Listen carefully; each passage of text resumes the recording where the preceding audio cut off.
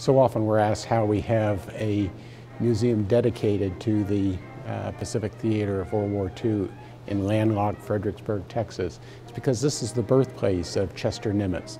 He was born just across the street from this museum in 1885 and lived for the first 5 or 6 years of his life in the Nimitz Hotel, the only museum of its kind in the continental United States dedicated exclusively to the war in the Pacific. This is telling the story of what took place in World War II in the Pacific to younger generations so they know it, because it's not in the textbooks. The one that people want to see is our midget submarine. This was a sub that was one of 5 that came into Pearl Harbor at the beginning of the Japanese sneak attack, December 7th, 1941. The entire exhibit is outstanding. When we have World War II veterans come through, we give them a special medallion to wear to identify them as a World War II veteran.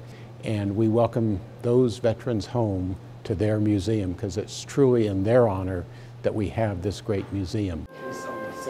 The plan was to bomb. We start in with the Pearl Harbor sneak attack and move on through each of the fields of battle through the end. We have the atomic bomb, and that's another big exhibit to see that the casing of the atomic bomb that would have been used had not the Japanese emperor conceded defeat and surrendered.